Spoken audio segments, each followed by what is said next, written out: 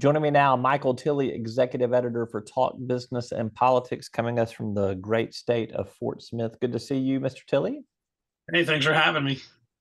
Let us talk about the big military mission coming to the Fort Smith region, the Fort Smith metro region there.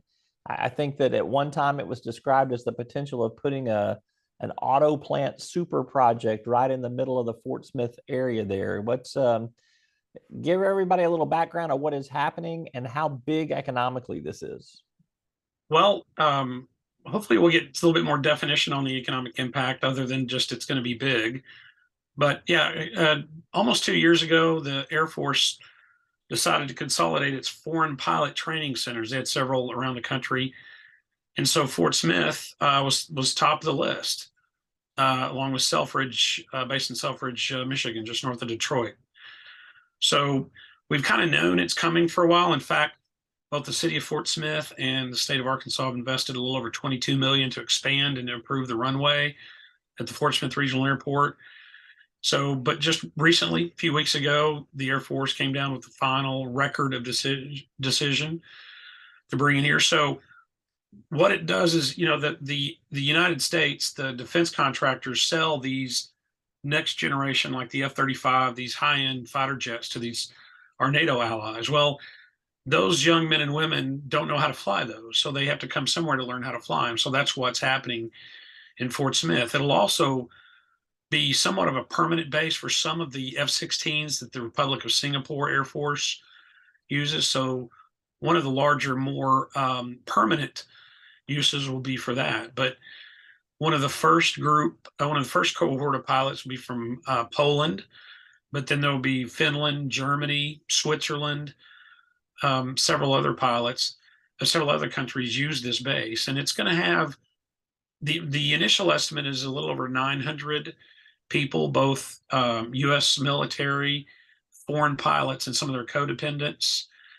And yes, when you put the economic impact on that, you add, one or two jobs per person that comes in. And so you could get up to, 2,000 plus jobs, which is what I think Colonel Robert Ator was referring to some time back when he mentioned the impact. So, but it's going to take a while, Roby. This doesn't just begin tomorrow. So it's going to take a while to get the facilities up to speed, the hangar space, training spaces. So it could be late 2024, early 2025 before we see some of the first pilots and for some of the first planes coming in. It sounds like there's going to be some new food cuisine coming out of the Fort Smith area too. If you got all that Scandinavian and Asian influence in there, so let's get a couple new restaurants popping up if you don't mind. What will be the I guess what needs to happen in terms of infrastructure, the housing that's necessary to place that many families, the additional things that will need to be done building wise to accommodate the mission itself? Yeah, and that's a good question. It's both a public and then the military side. So we've talked to some area home builders, and they've talked about that. Yeah, they think they're going to be ready for them. They'll have the housing, both single family and apartment. The beauty they see is they have that 18 months to 2 year window to really get up to speed, and they think they'll be there for that. On the military side, they have to build extra ramp space. They have to build hangar space for some of or cover space. They have to build training rooms, simulators, that type of thing. So the one thing that we don't have yet from the military is their estimate on how much this will cost, what the Air Force and maybe even some of the defense contractors are going to invest on the base there at Ebbing, and it's the Ebbing Air National Guard base on at Fort Smith Regional Airport. And to make it a little more complicated, it's Eglin Air Force Base out of Florida is the tenant. They're the one managing the pilot training center, and Ebbing Air National Guard is their host. So that's the structure of the training center. These planes will be flying all through the river valley, I guess. What's the attraction of the airspace and just basically the terrain that they will be practicing in that made Fort Smith kind of the place to do this? Well, there's an area called that a lot of people don't know about, even folks who've lived here for a while. It's called Razorback Range, and it's just, in fact, I've talked to F-16 pilots before, and they've said that when they take off from the Fort Smith Regional Airport, almost before they can get their gear put back up, they're over the Razorback Range, and it's a range where they can drop the dummy bombs, where they can test the machine guns, where they can do a lot of formation flying, and it is on that eastern side of Chaffee, Fort Chaffee. So there, that is incredibly convenient. They use much less fuel to get there. Like I said, once they get to altitude, they're on it. There are also a couple of what's called MOAs, military operation areas, in north central Arkansas, um, above a lot of the forest areas, non-populated areas in that part of the world, that they can use for pilot training. That's also very close.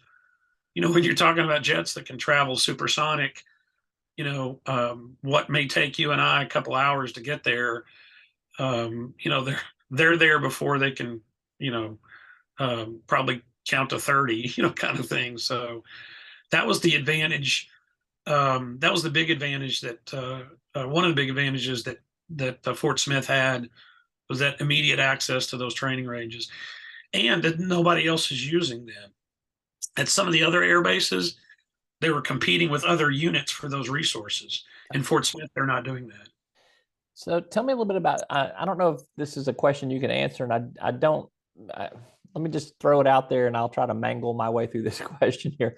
What's the enthusiasm locally? We know there's going to be an influx of people, but what could this do to the existing uh, workforce infrastructure in Fort Smith, to the existing business base in Fort Smith?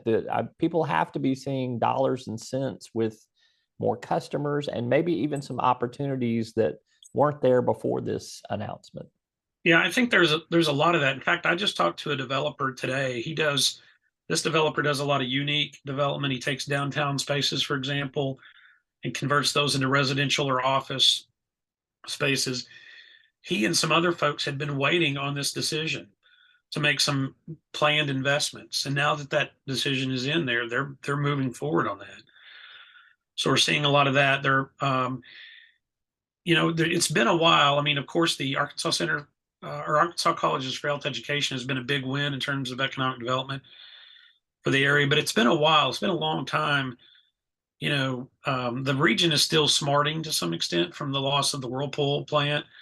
So it's kind of been a while since there's been a big win like this for the area. So that's got a lot of people excited. I think the only negative, I know you didn't ask for a negative. I think the only negative is that there's some people that kind of worried about the noise, and there will be a noise factor. I mean, you're going to have a lot of jets flying in and out.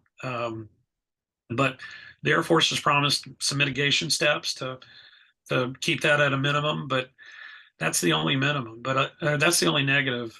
But there are a lot of folks that talk about the impact, and it also, from a prestige public relations, both in the military world, it puts Fort Smith on the map. Because you're going to have a lot of global players, a lot of global folks are now going to be familiar with Western Arkansas and Fort Smith. You know what that air noise is called, buddy? It's called the sound of money. Is what it's called. So, all right, last question for you. I just want to bring this up. In Van Buren nearby, there has been some negative news. The Tyson Foods plant there is going to be closing. Close to 1,000 jobs being displaced there. I don't know if there's any possibility of transfer. You got different skill sets and whatnot, but what's the latest on that story as it has been developing, and where do you kind of see those employees that are going to be laid off? Where do you see them relocating or finding new employment? Yeah, that's a heartbreak. I mean, it's like, about the time we get the great news for the pilot training center, this hits at the same time. So, but there are several things that are happening, and I don't know that these assuage completely all of those job losses. But Simmons plant, for example, Simmons Foods, I should say, is expanding in Van Buren. They're going to be able to take some of those. A company called Twin City Foods, Twin River Foods, I should say, um, has already advertised that we'll take some of those. We'll even do signing bonuses. University of Arkansas Fort Smith has implemented some continuing ed courses and some other support type options. I know the Crawford County Adult Education Center, in partnership with Van Buren Chamber, is conducting a career fair and also some other job placement, continuing ed type support. So there's a lot going on, but this plan is supposed to close May 12th. And it's going to be a big hit, and it's going to have a significant trickle down effect in terms of when you have almost 1,000 people not getting a check. Those are people that don't need daycare, or aren't, may not be going out to eat as often. So it's going to have that effect until some of those people get implemented back into the job pipeline. All right, he's Michael Tilley. He's the executive editor of Talk Business and Politics. Appreciate you breaking all that down for us. Thank you so much. You're welcome, sir.